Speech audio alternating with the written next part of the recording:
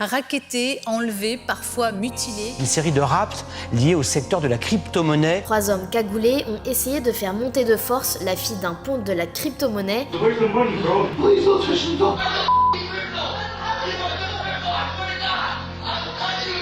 Aujourd'hui, réussir en France, que ce soit dans les crypto-actifs ou ailleurs, c'est se coller une cible dans le dos. Eh bien oui, c'est triste à dire, mais on en est là aujourd'hui. Nous sommes à la merci d'un monde à la violence sans limite, omnibulé par la peur du gain. Un phénomène de cupidité qui déforme totalement la réalité, poussant alors l'imaginaire collectif dans ses plus stupides retranchements. Beaucoup d'idées reçues qu'on a alimentées sur le fait justement que tous les gens qui étaient dans les cryptos étaient forcément fortunés, que les cryptos étaient intraçables et qu'on pourrait pas nous retrouver en fait si on passait à l'acte. Aujourd'hui, aux yeux de tous, le simple fait de posséder une fraction de Bitcoin fait forcément de vous le Warren Buffett de la crypto. Et pour avoir eu le malheur d'en acquérir, vous devenez une cible. Aujourd'hui, on vit dans un pays où on peut se faire enlever, mutiler, parce qu'on a réussi, parce qu'on a gagné de l'argent. Nos chers délinquants croient agir impunément, dans l'ombre la plus totale. Mais rassurez-vous, depuis le début, ce n'est qu'un mirage qui cause leur propre perte. Le FBI est aujourd'hui capable de remonter n'importe quelle piste, même celle que les criminels pensent avoir aisément effacée. Parce qu'en réalité, et contrairement aux nombreuses idées reçues, le Bitcoin et les autres tokens sont tout sauf anonymes. J'en ai d'ailleurs fait une vidéo complète sur le sujet que vous pourrez aller consulter juste après, le lien est dans la description. Entre mythe et réalité, vous allez découvrir comment le FBI parvient à remonter la trace de ceux qui se croyaient invisibles. Mais avant tout, une question persiste. Pourquoi est-ce que les agressions crypto explosent-elles depuis quelques mois ? If you create a chart of the attacks, by year, and you basically put the Bitcoin exchange rates chart on top of it, you'll notice that there is a pretty decent correlation. Vous l'aurez compris, plus le Bitcoin prend en valeur, plus il fait parler de lui, et plus ça donne envie à certains d'en profiter également. L'un des cas les plus médiatisés en France l'a tragiquement illustré.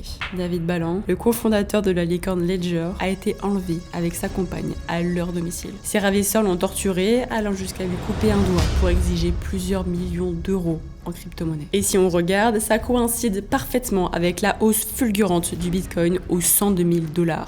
Et malheureusement, ce procédé est devenu assez courant dans le monde des crypto-monnaies. La raison est simple, le fonctionnement est totalement différent de celui des banques. Dans le monde de la finance traditionnelle, vous ne possédez rien en fait, vous avez des comptes chez des intermédiaires qui possèdent pour vous. Et donc en fait, le maillon faible de la sécurité de la chaîne, c'est l'intermédiaire. Alors qu'en crypto, on a cette possibilité de posséder nous-mêmes sur un portefeuille auquel seulement nous avons accès. Mais cette émancipation est à double tranchant parce qu'elle déplace l'enjeu de sécurité et fait de nous des cibles privilégiées pour les malfaiteurs. Ils n'ont même plus besoin d'aller braquer une banque, mais seulement de faire pression chez un particulier.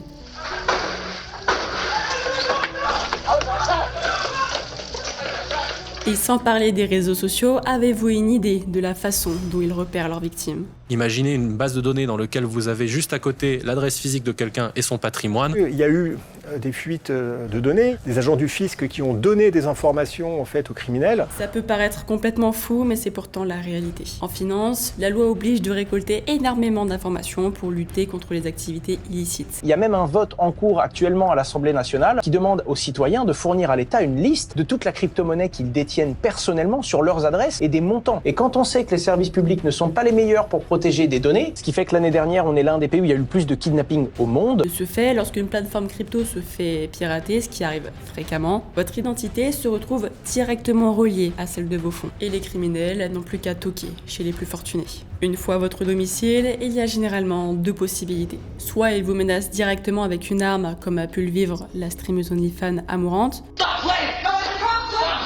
soit ils vous enlèvent et demandent une rançon en crypto. La crypto, c'est de l'argent qui est facilement atteignable, c'est-à-dire ils vont pouvoir rapidement demander une rançon qui va être facilement libérée, etc. Ce qui n'est évidemment pas le cas des banques, puisque si vous demandez à retirer une grosse somme d'argent d'un coup, forcément elle va vous poser énormément de questions pour s'assurer que cet argent ne va pas servir à financer des activités illicites. Et si ça paraît suspect, elles vont directement envoyer un signalement à Tracfin. Et là, pour le criminel qui attend la rançon, c'est mort. Alors qu'en crypto, tout est plus rapide et bien plus simple. Et de toute manière, si vous résistez, on vous coupera le doigt. C'est exactement ce qui est arrivé à David Ballan, on en parlait un peu plus tôt. C'est une façon de faire qui nous renvoie directement aux années 70, lors de l'enlèvement du baron Empin. 2 mois de séquestration et 17 millions de francs exigés, et surtout un doigt coupé et envoyé par la poste pour faire pression sur la famille. Fort heureusement, les forces de police parviennent à le libérer et la rançon ne sera jamais payée. Mais en 2026, face au crypto-kidnapping, est-ce qu'elles sont toujours à la hauteur? Comment remontent-elles la piste des criminels malgré des techniques de dissimulation parmi les plus poussées? J'ai passé des semaines à tout décortiquer et je vais maintenant vous les révéler. Les premières tracks commencent dans les années 2010 avec les premiers outils d'analyse blockchain. Mais tout bascule dans les années 2020. Les crypto-kidnappings explosent, les séquestrations se multiplient et les agressions deviennent de plus en plus courantes en France. En 2025, notre nation concentre près de 30% des attaques crypto dans le monde. Alors les autorités déploient des unités spécialisées formées à l'analyse on-chain, ça veut dire sur la blockchain, et au crime numérique. Nos négociateurs sont bien aguerris à toutes ces techniques, puisqu'aujourd'hui on s'aperçoit que beaucoup d'enlèvements sont gérés avec des remises de rançon dans le domaine du cyber, en bitcoins ou autre. Avez-vous déjà entendu parler de l'affaire Bitfinex? C'est l'un des plus grands hacks subis par notre écosystème. En 2016, des hackers ont réussi à voler 120 000 bitcoins sur cet exchange. Et pour rester incognito, ils ont utilisé ce qu'on appelle des mixeurs. À l'image d'un vrai mixeur, quand vous y déposez vos cryptos, la plateforme mélange vos fonds avec ceux de milliers d'autres personnes. Ça devient complètement opaque. L'objectif est de casser le lien entre l'adresse qui envoie de l'argent et l'adresse qui va la recevoir. Vous pourrez par la suite retirer vos bitcoins vers une toute nouvelle adresse, impossible à relier à la précédente. Sur la blockchain, on voit que vous avez envoyé X bitcoins dans le mixeur et on voit aussi des bitcoins en ressortir. Mais c'est impossible de savoir quel flux sortant vous appartient puisque c'est mélangé avec énormément de personnes et vous auriez pu très bien créer une toute nouvelle adresse sur laquelle vous vouliez recevoir vos bitcoins qui n'étaient du coup pas reliés à la précédente. Alors oui, évidemment, c'est une technique qui peut être utilisée par des criminels, mais pas seulement. Je le répète, mais en crypto, tout est traçable. On voit ce que vous achetez, ce que vous vendez, à quel moment vous le faites, à qui vous envoyez de l'argent, enfin bref, on voit tout. Vous pouvez imaginer ça comme un grand livre ouvert. Et il y a des investisseurs très fortunés ou juste des personnes très influentes qui n'ont pas envie que des centaines, voire des milliers de personnes espionnent leurs moindres faits et gestes au quotidien. C'est normal.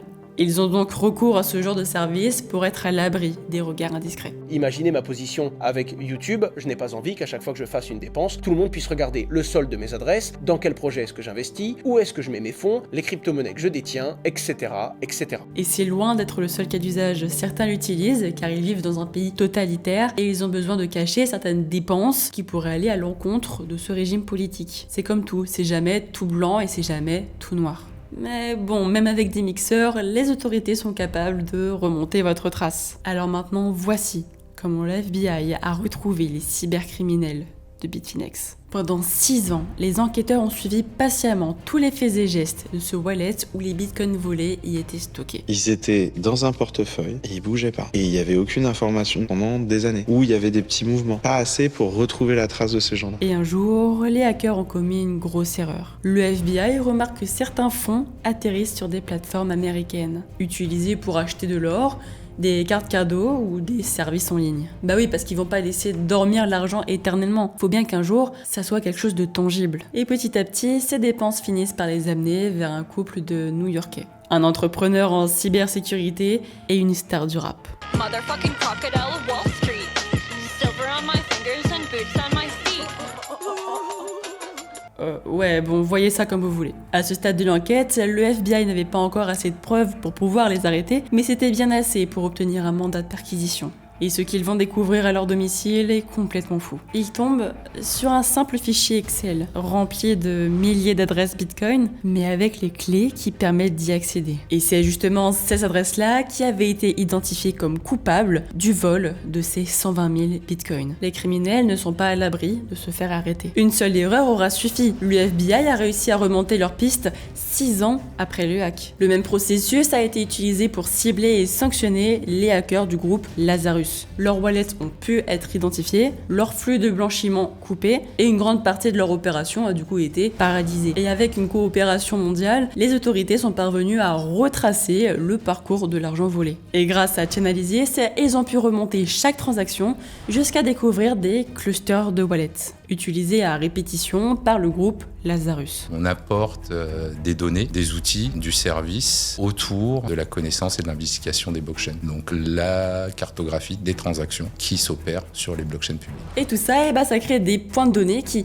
mis bout à bout, permettent de compléter le puzzle et de les identifier. La plupart des gens pensent que la crypto-monnaie sert à financer le crime parce que leur connaissance sur le sujet s'approche du néant. Mais grâce à cette vidéo, vous avez compris que tout est traçable grâce à la technologie blockchain. Et même s'il existe des procédés d'anonymisation, il y a toujours des traces qu'on peut analyser et identifier. Alors que dans le système bancaire traditionnel, les flux illicites se diluent dans des montages financiers plutôt opaques. Pour le prouver, on peut facilement prendre l'exemple du scandale Danske Bank qui a laissé passer environ 200 milliards d'euros de transactions frauduleuses. Ces fraudeurs ont utilisé de nombreuses sociétés écrans pour recevoir et envoyer de l'argent sans qu'on sache qui étaient les véritables propriétaires derrière. Mais ils avaient également des employés complices au sein de cette banque qui effaçaient certaines transactions. Et en plus de ça, ils leur ont fait des faux justificatifs prouvant que l'origine des fonds était bien d'une activité légale. Alors qu'en crypto, ça aurait été impossible à réaliser puisque chaque transaction est enregistrée de façon